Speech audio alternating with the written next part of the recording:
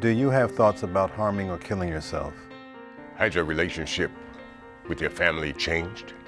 Are you smoking more or using drugs? Are you still filling that prescription from that injury? Do you feel distant from God? The employee and volunteer assistance programs are confidential and are here to support all Prince George's County fire and EMS career, volunteer, and civilians. Our focus is to assist you in finding answers, resources, and/or empowering perspectives within yourselves that will improve the quality of your work and your family lives, while also offering you ways to blunt the edges of those things causing you pain and/or discomfort. We are not here to tell you how you should live your lives. EAP and VAP are here to help. We are actually here to listen. You don't have to be referred by your officer or manager to just start a conversation. Are you having trouble sleeping? When you drink, do you have to get a buzz? Do you feel prayer is a waste of time? Have the arguments with their spouse become more frequent? It is the mission of the Chaplain Corps to promote quality care to all fire personnel, career, volunteer, and civilian. We are focused on the spiritual, physical, and mental well-being of all, and want to foster an environment of trust through confidentiality. Now, as your spiritual leaders, we want to remind you that you're never alone. We're here to walk the journey with you. Our total confidential support system is here for you to lean on. You are never alone. Suicide is not an option. We are PGFD strong. Are you not enjoying the things you used to? Are you reliving that call that happened months or years ago? Do you feel God is punishing you? Are you eating more or less than normal? Do you feel you are a burden to your family or coworkers? Peer support is here as well. Your IAFF Local 1619 Peer Support Team is a confidential resource for our members to talk to peers that understand not only the work that we do, but the lifestyles that we live. Our team is growing and has vetted resources for you and your family to assist in building healthy relationships and lifestyles. Peer support team members may not know how you feel, but their experiences serving alongside of you offers the unique understanding and insight. If you need someone in the department to talk to, please contact a peer support team member directly or call our confidential hotline. You have options. You don't need to travel your road alone. The local 1619 peer support team is always there. The video you just saw reflects real situations and concerns many fire and EMS personnel face every day. The Prince George's County Fire EMS Department offers several avenues for career, civilian, and volunteer members to seek mental, emotional, and spiritual health services. Today, we want to talk about those services that are available to you. But first, here's a little insight. The Prince George's County Fire EMS Department is the nation's largest combination career and volunteer fire department. The nearly 2,000 men and women of the PGFD are recognized internationally as leaders in promoting safety and fire prevention, fire protection, emergency medical services, and community outreach programs. In 2018 alone, the members of the PGFD responded to more than 150,000 calls for service. That accounts for fires, car accidents, medical emergencies, and even trapped animals. They are at their very best when things seem to be at their very worst. While it is easy to sympathize with those affected by a car accident or a house fire, what's not often discussed is the mental, emotional, and spiritual toll that responding to so many life and death incidents can take on the members of the fire service. Today, I am being joined by a group of service providers who have dedicated their careers and lives to providing mental, emotional, and spiritual support to the members of the PGFD in a unique and personal way. My first guest is Latif Rashid, who heads the PGFD's Employee Assistance and Volunteer Assistance Program. Thank you so much, Latif, for joining me. Thank you. Talk to me, Latif. Now, you are not a firefighter. Tell me a little bit about your background and how you became coordinator of EAP VAP. Well, I'm a licensed clinician. Coming from an emergency mental health background. Prior to coming to the fire department, I used to work with the county crisis response team and was one of the team supervisors during that period of time. working in both Anne Arundel and Prince George's County for nearly 14 years. Now, the EAP, VAP offer a wide range of counseling services. Do firefighters and EMS personnel have to come see you for counseling? Absolutely not. If they choose to, there are sometimes where choice is taken away, and that is if they're being referred by a manager, supervisor, or an officer, then they are obliged to come and see me. However, outside of that time, they can come on their own accord. If they care to, they can just call and make an appointment, or they can use their own care provider through their health program, medical program, or they can go to the county EAP, or they can stay within the department but seek out the services of the Chaplain Corps as well as the peer support. Now, we're going to get into all the Chaplain Corps is part of the program and peer-to-peer support is part of the program. But when a member does get referred to you by their supervisor, is the counseling a little bit more difficult compared to when they actually knock on your door on their own accord? It varies, but it may be a little bit more difficult for them because they're under obligation to see me.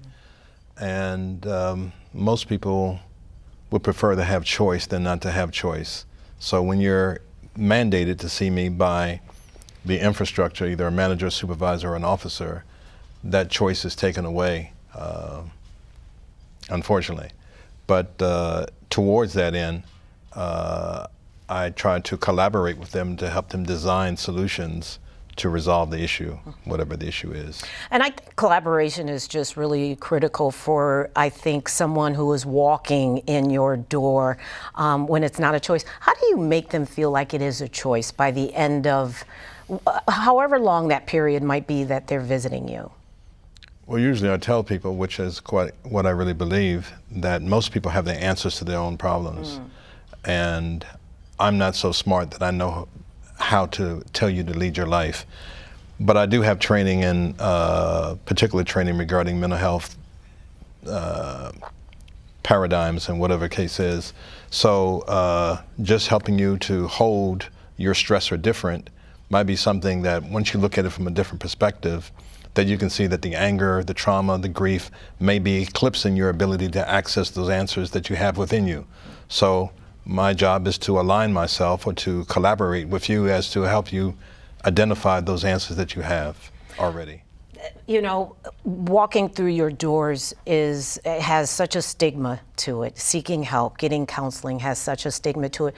And I can imagine, especially to men and women that are used to saving lives, being the person that solves the problem.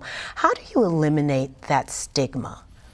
Well, I don't eliminate it, I'm saying, and I don't have that capacity or that magic wand per se. I guess I would probably say, how can you help eliminate it? What would you say to somebody right now in terms of they know that they're in a crisis situation? They've been drinking too much, just like the video said, drinking, doing drugs, their sleep has changed, their behavior has changed. How can we help change that stigma of getting help? Well, then, you know, again, it differs, it varies from person to person. But help them to return to the reason they became a firefighter or EMT or EMS provider, and help them to realign themselves with that in terms of what are their motivations. And that's, I'm a helper, quote unquote, and I need help as well. I'm saying, you know, I have had therapists in my life, I mean, that have helped me navigate different hurdles of family or career that I've had in the past. So that's not the stigma. The stigma is that we meaning clinicians, sometimes we become, we position ourselves as being authorities for other person's lives. I'm not an authority for your life. I'm a licensed clinician, but nonetheless, that you have answers that have worked thus far, and that to get you to return or identify those things, those solutions that you worked out or identified previously, that somewhere in there, there's a resource that for us to extract and to apply that present tense. So. Time is going by so fast, but I really want to hit some really critical things, confidentiality. And I think that is just so critical, not just in EAP, VAP, the Chaplain Corps, peer support. How important and how does confidentiality work when somebody walks through your doors? Confidentiality is essential, and that I wouldn't want to talk to anyone who didn't keep my business confidential. Nonetheless, there are limits to confidentiality, and there are some things which we are considered to be mandated reporters, and that's anything coming up regarding homicide, suicide, child abuse, adult mistreatment or abuse. So those things are definitely things that I have to report. I'm saying if they've identified someone that they're going to harm, then I have to warn that person, for instance, or they're endangering the community or public. I have to do something about that. I can't allow them to just continue that behavior. Therefore, I might need to contact a law enforcement person, in terms of that, going through our department to make that notification that the person has endangered the department by doing one or two behaviors or something like that. So that's come up before. So. And just so everybody knows, within the department, how long are the counseling sessions when somebody comes through your doors? It's a good question, and I usually respond, not to be smart, I say, how long does it take to put out a fire? So, because there's so many variables in terms of that can impact the ability to contain, to suppress a fire. Likewise, I have no idea most of the time why a person's coming in. So everything is immediate most of the time when they come in, and so I might sit with you for a half an hour, but oftentimes we're together, just like before I came here today, for 2.5 hours. But you usually can't get that if you're going to see a provider outside of the department, because it's usually based on 55 minutes at the most, for the most part. But I figure when you come to see me, I know you really are coming at the last. This is your last choice, this is not your favorite choice. So I try to give you more than not. Great, thank you so much for joining us, Mr. Rashid. The key to the success of these programs is the confidentiality in which PGFD, EAP, VAP counselors assess and navigate clients down pathways that lead to a more healthy lifestyle. We'll be right back.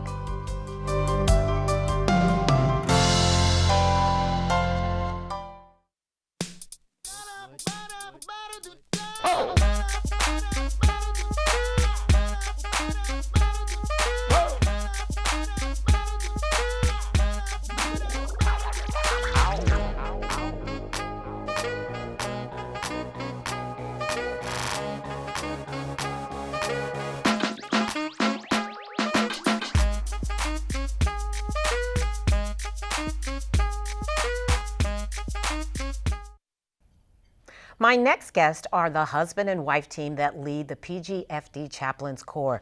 Dwayne and Fontella Frost have been appointed to serve the mental, emotional, and spiritual needs of all PGFD members. The chaplain provides a wide range of 24-hour-a-day confidential service. Welcome so much, you guys.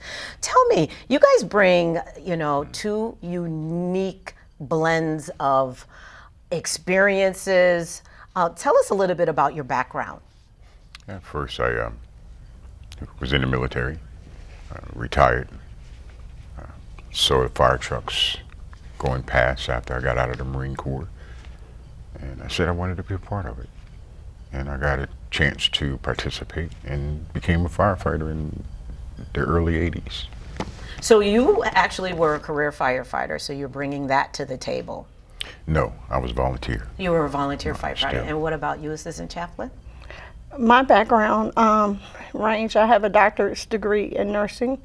I also have a degree in healthcare management, mortuary science, and fire science. And fire science. Yes. Now tell me, so we just got done talking to Mr. Latif with EAP, VAP. Why is having the Chaplain Corps such a critical component in the whole counseling and health and well-being of PGFD members? Well, you have to meet the individuals and or the family members at the root of their need, right in the heart of whatever they might be going through, whether it's just a kind word, a song, or just a pat on the back. Let them know everything is fine. And what's the difference? I mean, so we have EAP, VAP, and now we have the Chaplain Corps as part of that component, an option. What's the difference at sitting, down with you compared to EAP, VAP?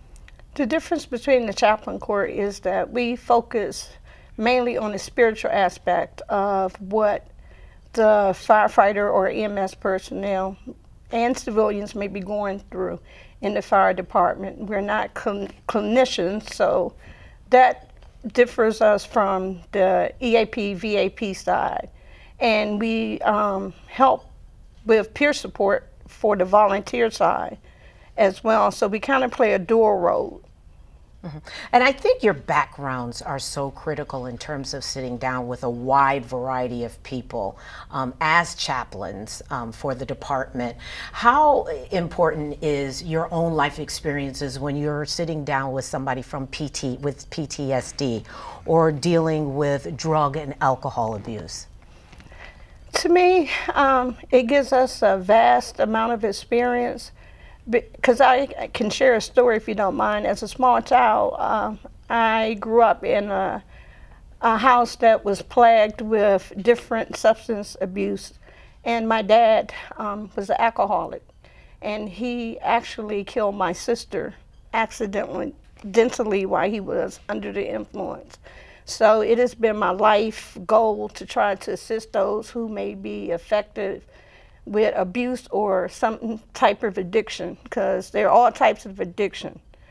And as a spiritual person, people are sometimes feel that they have become distant from God because they have started using drugs or something of that nature, or God has forgotten about them. So we are there to remind them that God never forgets about you, and he's always there for you. You just have to call upon help or call on him, and he's there. And I was, being from the military, war vet, being shot at every day for a whole year, seeing a lot of stuff a lot of people don't see.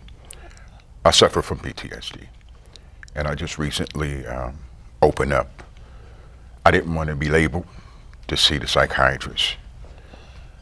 And I thought I was going to be labeled as crazy.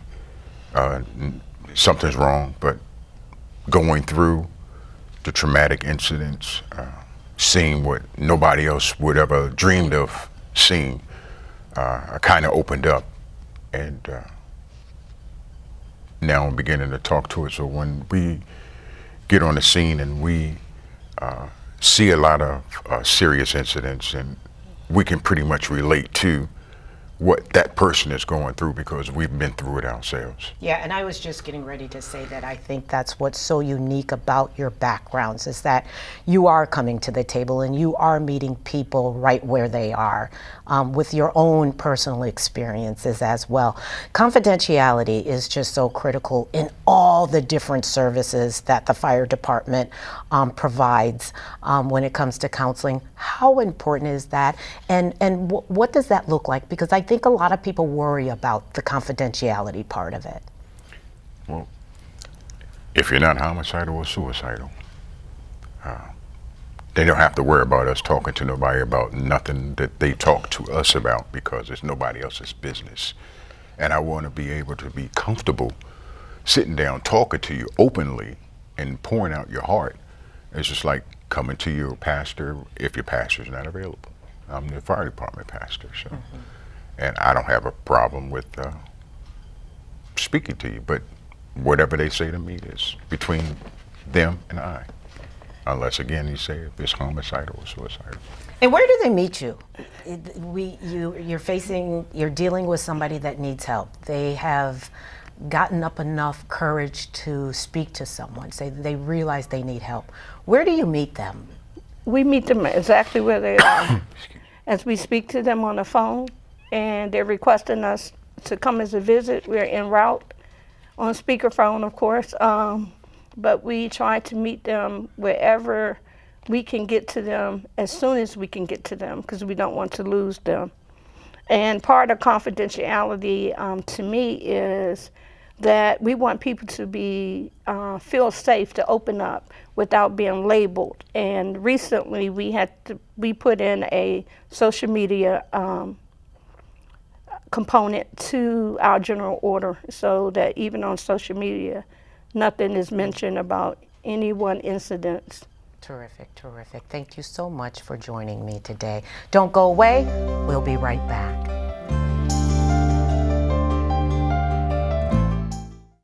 Our hearts are made stronger by how we treat others. Put her there. The light you share can impact those around you, but so can the darkness. Later, twerps. Did Pete saying mean things bother you? So when you reach out to another person, take a moment to consider how they will feel and let your heart be the key to making a difference. Because of you, someone's entire day, year, or even life can change. In every heart, there's hope.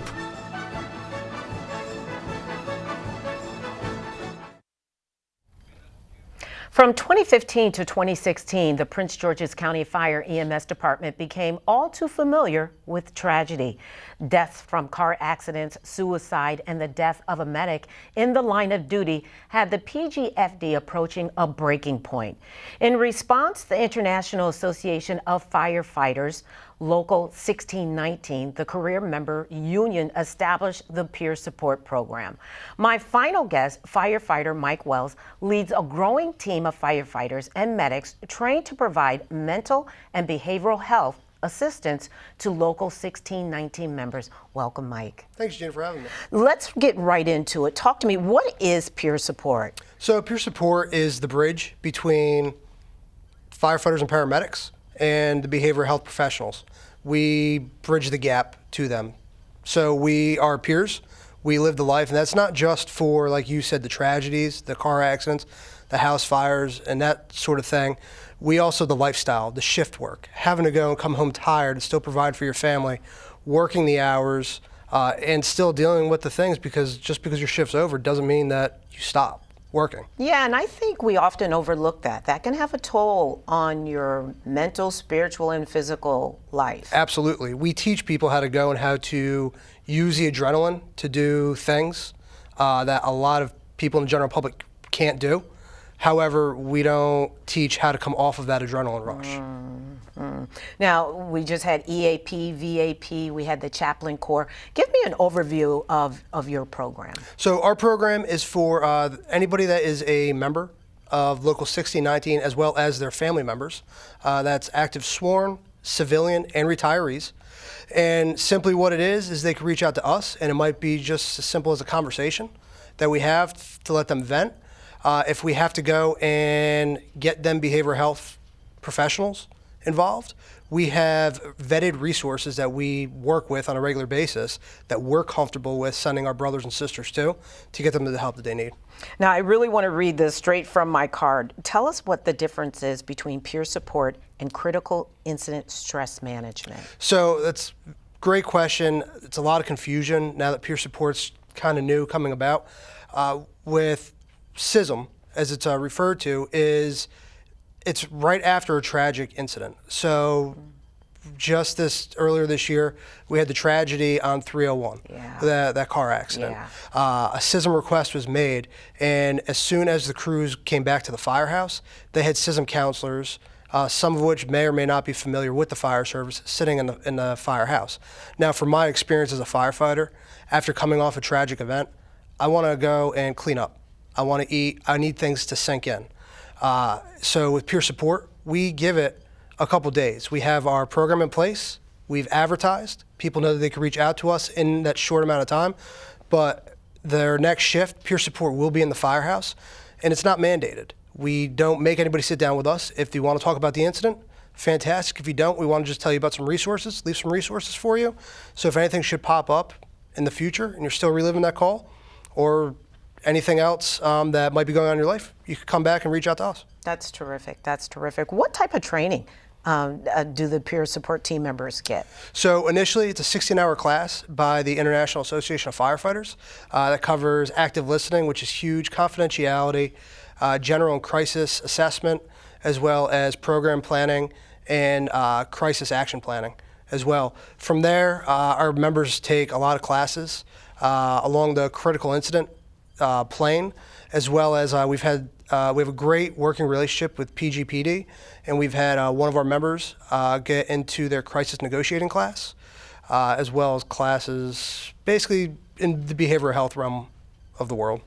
Now, who can reach out to PST? Anybody. So whether you are the rookie or you're the fire chief, you can reach out to us if you're concerned about a coworker, if you have concerns about yourself. Family members can reach out to us on behalf of their member, or if there's something going on in the household, we might be able to have resources to help them in their home life as well. How often do you find that family members do reach out to you because their husband or wife, they might be seeing certain behavioral differences from them? Well, so it's hard to tell with that. The way that the peer works, I have a 30-member team, and they don't come directly to me when they have somebody reach out to them.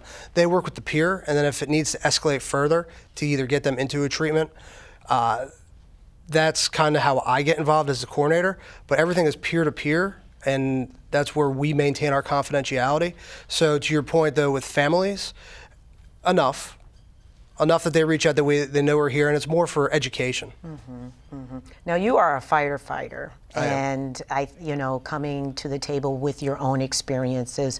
When should someone reach out to PST, your team members? Simply if they don't know if they should or not. A lot of times we say afterwards, I thought about calling you guys, but I didn't. Well, if you're thinking about it, give us a call. Well, you don't have to give us names. You can just give us a scenario. We'll see how we can help there. As well as if a coworker is acting not as themselves. We're very quick to go and to judge one another, and we give each other a hard time, which is fantastic because it keeps us straight and it keeps us honest. However, a lot of times we say, hey, you need help, and it just ends there. Now we could say, hey, I'm noticing these changes. You need help. Let's go talk to peer support, and let's get you the help you need. How hard is that for men and women that are out there saving lives and dealing with critical incidents such as what just happened on 301, for them to come out and reach out for help? It's tough. Yeah. There's a lot of stigma associated with it. That's one of our goals, is kind of going to reduce the stigma, as well as a lot of times we don't think we need the help. Having myself, early in my career, I had to call a Mayday. I didn't think I had to call a Mayday at the time. Confidentiality, I talked about that with each group. How important is confidentiality, and how do you establish that it is confidential when somebody sits down with you? Listen, just like the other programs, if I don't have confidentiality, I don't have a program. People have to trust us that it comes with us. It does help us that we are with the Firefighters Union, so there's a little bit of separation with that. Now, obviously, just as everybody else probably stated, they're mandated reporters. So if something's going to affect the department, we have to come forward. However, when it comes to going to see a clinician, the employer doesn't need to know. You continue working, doing your job, but doing the self-care that you need, because that's all it is self-care.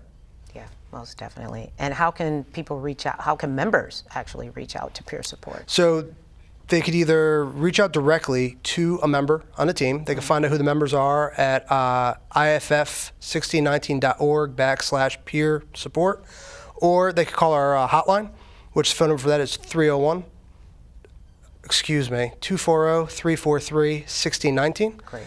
And they could go and they could reach out to me directly. Terrific. Thank you so much, Mike, for joining me. The dangers of this job are given. Responding to life and death incidents is inherently dangerous. The hidden danger is the long-term stress it can place on the mental, emotional, and spiritual well-being of firefighters and EMS. We are proud to have these different health services for PGFD members and their families and friends. For more information on any of these services, we encourage you to contact the Prince George's County Fire Department.